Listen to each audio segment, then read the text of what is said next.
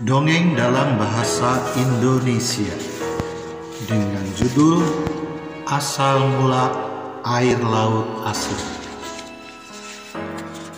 Pada zaman dahulu kala diceritakan hiduplah dua orang bersaudara di mana mereka mempunyai perbedaan nasib yang sangat mencolok. Somad adalah kakak yang kaya raya, hidup mewah bersama istri dan anak-anaknya dengan segala fasilitas serba ada di rumahnya yang megah. Tak kekurangan satu apapun, bahkan sebagai orang terpandang di kampung tersebut. Sementara Yunus, adik kandungnya, bernasib sebaliknya, miskin tak punya apa-apa, hidup bersama anak istrinya menempati gubuk reyot terbuat dari bambu beratap alang-alang berlantaikan tanah. Pada suatu hari, terdengar rintih kesakitan di dalam gubuk itu. Dengan suara lirih menahan rasa sakit.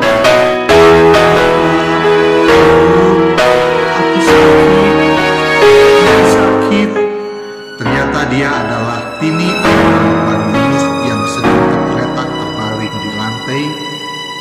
yang hanya beralaskan tikar dengan kondisi lemah, tak berdaya karena demam tinggi. Ibunya mengelus-elus Tini dengan rasa kasih sayang dan naluri seorang ibu. Dengan segala kemampuan sudah dilakukan agar bisa mengobati anaknya. Namun sampai saat ini Tini masih tergeletak kesakitan.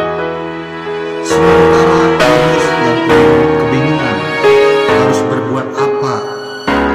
Jangankan punya uang untuk membeli obat, untuk sesuap nasi pun dia tidak punya.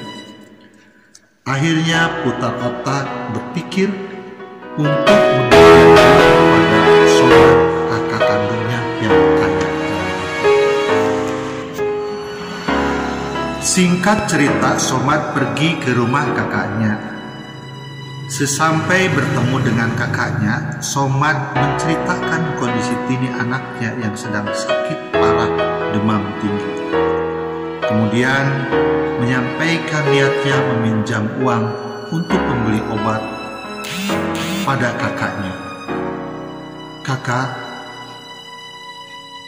tolong aku pinjamkan uang untuk beli obat agar bisa mengobati Tini. Lalu bagaimana? Jawab Yunus kakaknya. Apa? Tanda serunya 3 ya. Enak saja tiba-tiba datang ke rumah saya, datang ke sini, minta pinjam uang untuk membeli obat. Somad pun hanya bisa menunduk dan kembali meminta tolong. Tolonglah kakak, kasihan Tini menangis terus.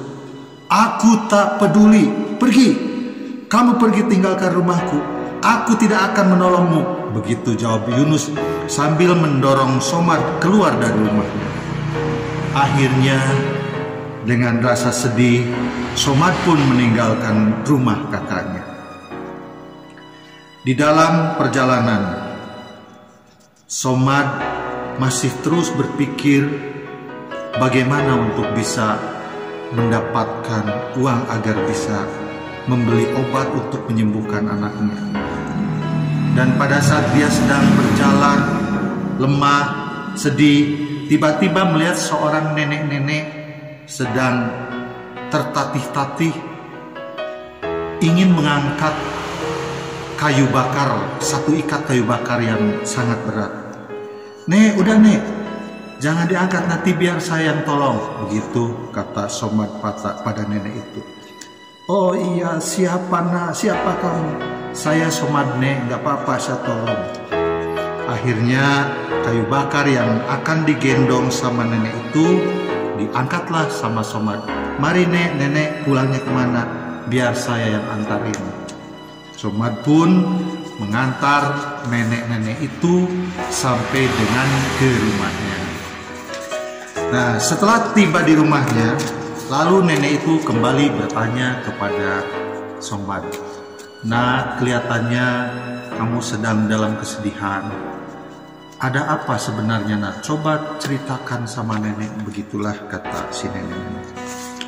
"Oh iya nenek, aku memang sedang dalam kebingungan karena anakku di rumah sedang sakit parah. Sementara aku tidak bisa membelikan obat untuknya karena aku tidak punya uang. Dengan segala macam kemampuan, saya sudah mencoba mengobatinya." Nenek itu kemudian berkata lagi, "Oh iya, kasihan sekali kamu, Nak. Baiklah, kamu jangan bersedih hati. Mulai sekarang ini, kamu tidak akan kesulitan lagi. Kamu bisa mendapatkan apa saja yang kamu inginkan. Nanti nenek berikan sebuah batu ajaib untuk kamu." Kemudian si nenek itu masuk ke dalam kamarnya dan keluar kembali dengan membawa sebuah batu ajaib. "Inilah, Nak, nenek berikan batu ini untuk kamu. Silahkan kamu minta apa saja dengan cara menyebutkan apa yang kamu inginkan dan mengusap batu ini." Kemudian si nenek itu membisikkan kepada Somad tentang mantra bagaimana cara menghentikan batu itu ketika mengeluarkan apa yang kita inginkan. Setelah itu Somad pun merasa gembira dan segera dia pamit untuk pulang meninggalkan nenek tersebut. "Oh iya nih, terima kasih, batu ajaibnya saya terima dan saat ini saya mohon pamit untuk pergi kembali ke rumah agar segera bisa memberikan obat pada anak saya." "Iya Nak, silahkan Nak, silahkan Nak." Akhirnya Somad pun pergi meninggalkan rumah si nenek itu. Sesampai Somad di rumahnya, istrinya masih tetap mengurus anaknya dan anaknya pun masih terbaring. Akhirnya Somad meminta tolong pada istrinya untuk menggelarkan tikar karena Somad akan meminta tolong kepada batu ajaib ini untuk mengeluarkan apa yang dia inginkan. "Hei batu ajaib, tolong keluarkan obat untuk menyembuhkan anakku." Kemudian tiba-tiba keluarlah obat dari batu tersebut. "Hei batu ajaib, saya minta makanan yang enak-enak." Akhirnya keluarlah makanan yang enak-enak dari batu tersebut. "Hei batu ajaib, saya minta pakaian yang bagus-bagus." Keluarlah pakaian dari batu ajaib. Kemudian Somad pun menghentikannya. Setelah semuanya terbukti, obat pun diberikan kepada anaknya dan anaknya pun sembuh. Perjalanan selanjutnya Somad harus berpikir bahwa kelangsungan hidupnya itu harus mempunyai banyak hal yang agar bisa hidup sejajar setara dengan orang lain. Akhirnya Somad berpikir untuk berdagang, maka mintalah pada batu ajaib itu, "Hei batu ajaib, saya minta barang dagangan."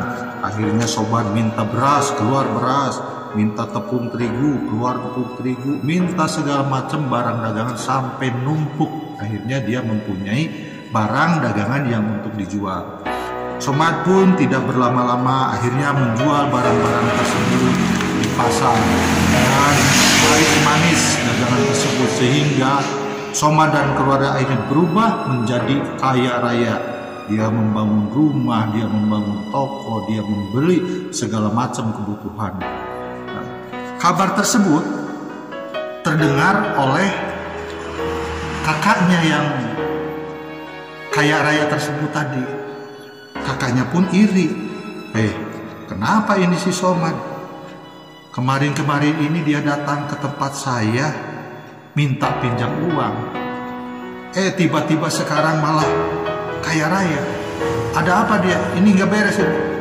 Akhirnya si Yunus kakaknya itu mencari tahu, dan tanpa membutuhkan waktu lama dia mengintip